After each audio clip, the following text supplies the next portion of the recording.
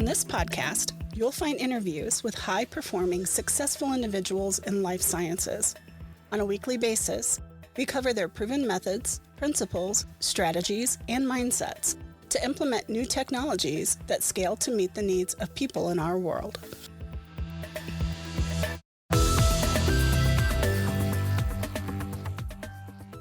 Welcome to Life Science Success Podcast. My name is Don. For those of you who don't know me, I'm a consultant in life sciences. I help companies manage complexity and increase performance.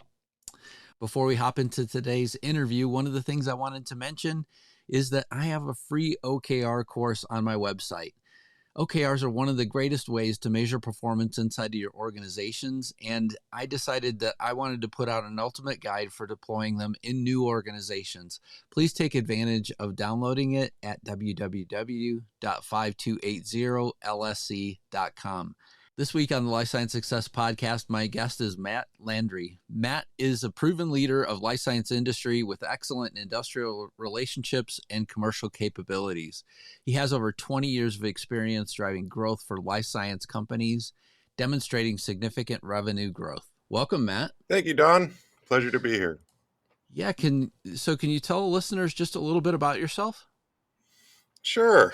So, I've been in the biotech life science industry for about 20 years. I started in sales, kind of pounded the pavement, went to many academic institutions, covered multiple states, and really focused on learning, about this industry, which was, very, it was a daunting task. There's so many research topics. There's so many, different, types of researchers that I spoke to, and, it was exciting. There was just so much that I could gain, from doing my job, and I really enjoyed that. Early on in my career, I took a pay cut and, worked for a smaller biotech company, and I got to put on all those hats, the marketing hat, the operations hat. I got to, just continue to gain knowledge. And, I really enjoyed how life science and biotech, had this transparency in publications. You can really, not many industries that I know of, you could gain so much knowledge and insight by looking at the millions of publications out there. And, it consumed me, right? All this data. And then the proteomic industry came. And proteomics just had so much information, and it was just like a tidal wave of content, and all that data and all those customers and clients that really just propelled me, into more marketing, more operations, and I ended up, working with some companies for over a decade in the proteomic space. I was lucky to get a ton of experience with suppliers. I interact with hundreds of suppliers now. And I learned how to position products and sell products. And over that course, I, generated tens of thousands of leads and tens of millions of dollars. And, I see a really bright future and path, in this field. Yeah, it's great to hear that. I mean, I completely agree with you that there's so much information that can be learned and gleaned from somebody that, wants to do a little bit of digging and a little bit of reading. And, it's just so interesting, in a lot of ways to watch how people or scientists do some of the things that they do. And maybe to them, it's more, mainstream, right? More, they're more used to the things that they're seeing, but to somebody from the outside, I mean, it's just amazing to watch some of the stuff that they're doing. It took many years. It took a long time to be able to just translate all the different approaches that would come across your path. So it's a challenging learning curve. For sure. But, it was a lot of fun. Yeah. So let's talk a little bit more about your sort of translation from, where you were originally, selling to, going to a startup. I mean, coming out of that, you must have had a wealth of experience as well. You must have felt, as if you learned a lot, in that role as well, because you were having to wear so many hats, moving to a smaller company. Startup. I've been in startup most of my career, if not all my career, and you have that additional challenge of being profitable. Mm. Of being able to build a business, and so that is extremely challenging when you're in the research space, right? Research in nature takes many reiterations, many different takes, and so I had to learn early on to focus on what worked. And it certainly was exciting when you found something that worked and you were able to scale a business and grow. And I've been very fortunate to have those opportunities to grow a company, five, six fold. And doing that in the research space not only is rewarding because you're helping, so many, so many people out there, but you got a business, and that's really exciting. So now you're at science.com and you're scientist.com, excuse me, and your focus is more on reagents and chemicals. Can you tell me just a little bit about, yeah, so what led you to kind of this point? Because you started off telling us about proteomics, and then now you're with reagents and chemicals at scientist.com. Well, scientist.com kind of got my attention for a few years back. They were growing in my backyard here in San Diego. I had the pleasure of meeting Kevin Lustig, right before COVID. And, there was a very talented team that was much more capable than I was to handle all this data, all this information. The talent at scientist.com is tremendous. And so when I saw that there was an opportunity to take my product experience, because essentially I've been spending 20 years selling products, and combine it with a group that could digitize a procurement journey for big pharma or for procurement or research, and really deploy new processes that other organizations haven't done before. I said, okay, this looks like a really exciting way to progress in my career. So it really was a no-brainer. I've always looked to do new things, and applying a cloud-based model to procuring products just looked tremendously exciting. Yeah, it's definitely got to be a daunting challenge to tackle. So let's talk a little bit more about scientist.com. So you said that they're based in San Diego. I heard that. And they have a cloud-based platform. What else can you tell us about scientist.com? Yeah, so scientist.com, the primary clients today are large pharma and biotech companies, right? And these companies, had some significant challenges managing all the suppliers in this space. The company is predominantly a service provider. So we connect big pharma and biotech procurement groups to thousands of service providers, and we enable that back and forth communication between a end user or someone who's looking to outsource a particular project to service providers. And the value proposition is quite simple. By helping our clients digitize this process, we're able to save them a lot of time. We're able to effectively enable them to communicate, at a scale that they haven't been able to do before with more suppliers, and that helps them save money. And so that value proposition is really strong, and the company has scaled tremendously with the top 23, 24, pharma companies, and top 24 out of 30 pharma companies, another 85 biotech companies. And it looks like once we get into one department, we get into another one, and then another one, because you can't beat that value proposition. By deploying a software-based approach and digitizing that journey, you can scale, and you can consolidate all those communication activities, those financial activities, those you can really do a lot. And so that is the core business. The product hub is very new. It's been it's about a year and a half, 2 years old, and we see a lot of synergies between those two businesses and how we can help these companies, as well as, more academic researchers and other organizations out there. Yeah, I remember. I can remember a particular biotech and going into this one sort of development area, right? So they were doing runs to scale up a particular cancer drug, and so we were in San Francisco, and you go to this floor where the manufacturing is, and okay, fine, there's tons of manufacturing equipment, that's understood. And then I remember the CEO said, "Well, hang on a second, you've got to come with me and go see this." And he took me to another floor that was completely undeveloped. It was temperature controlled and things like that, but there was nothing in there but supplies, and it was a disaster. And he said, "Look, this is what is a headache for me. He goes, I don't know how to deal with it. I don't know how to count it or anything else." And I remember we talked about some different things that they could do. And, we outlined some different things, but I mean, at the end of the day, his big problem was that, suppliers were sending him lots of stuff, of course, because that was, what would help them.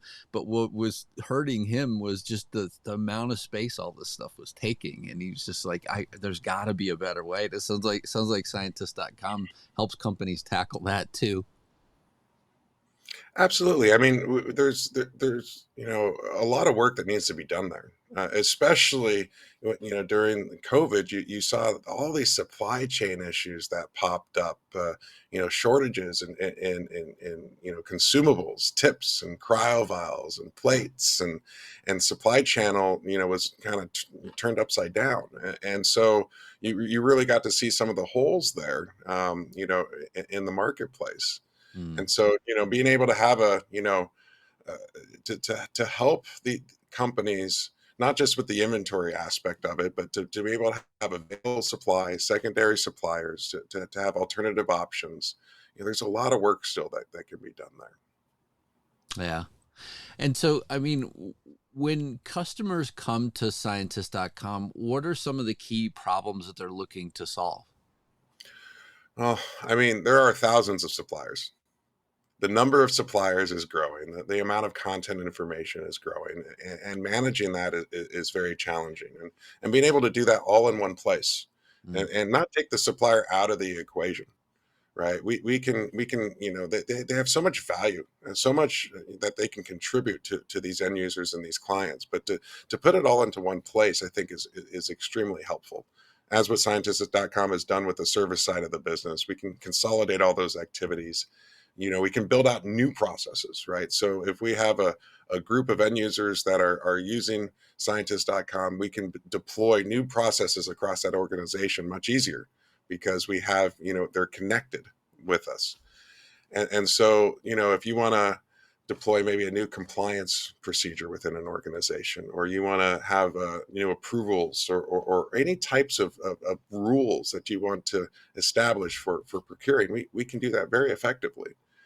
And so, not only do we help save time and money by consolidating everything in one place and digitizing that buying journey, but we can, take initiatives that these companies have and deploy them for them.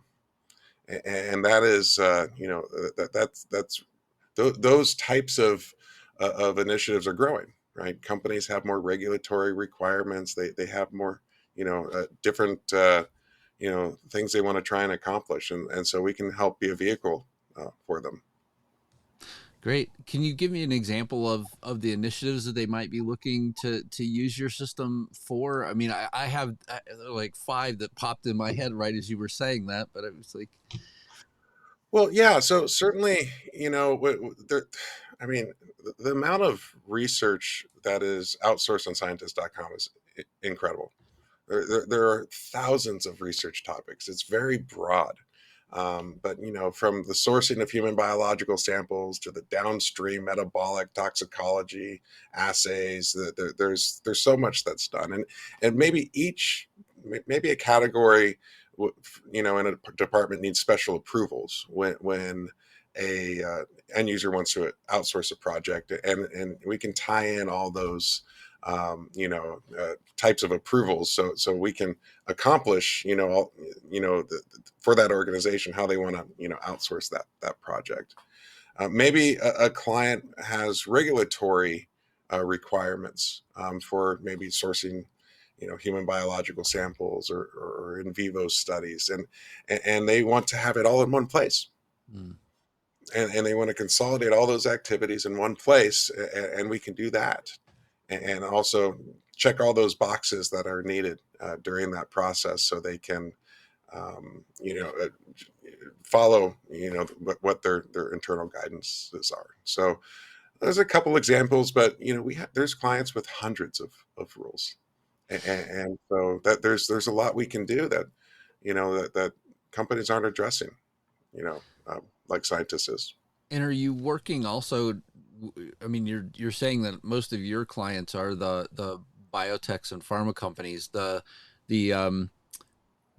are you working also with the supplier side of things, or not so much, and you're just primarily focused on the other side?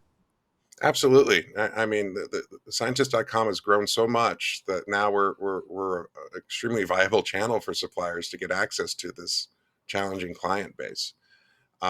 So absolutely, we work with suppliers to make sure that they're positioned as well as possible for their organization.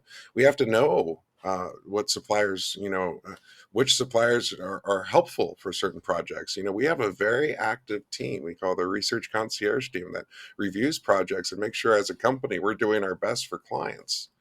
And so connecting them to suppliers is critical for success. Suppliers are extremely important for client success. So there's a lot that we need to do there. Scientist.com has also acquired, marketing companies, primarily because suppliers want to get more exposure to clients. And so we have we have a webinar, Inside Scientific company. We have other types of angles that suppliers can take to try and get more exposure on the marketplace, for clients. So and it's always evolving. There's so much out there. With I think our supplier network is over 4,000. So there's a lot of connections happening. Yeah, and I would imagine as well that this journey from start to finish is one that's an interesting one as well. So how does scientist.com start with the customer whenever you first walk in the door? Let's say somebody doesn't, maybe they have an older ERP system that primarily they're using. I'm assuming that this is where scientist.com primarily fits, is in that space. Well, we can tie into most of those systems, right? We essentially build a custom suite based on their needs, and that market of connecting service providers to clients was really the how we got in the door. There was not other viable solutions out there that could do what we could do. And so and when you're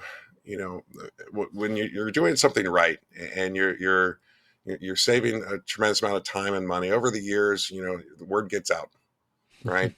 And so word of mouth, and growing and helping our organizations deploy across multiple departments is really how the company grew, right? We have a tremendous team that engages with clients, and has a very good understanding and knowledge of what their needs are, and so we've been very client focused, and I think that's helped too. Perfect. And from start to finish, do you have any idea what it takes to actually set up your system?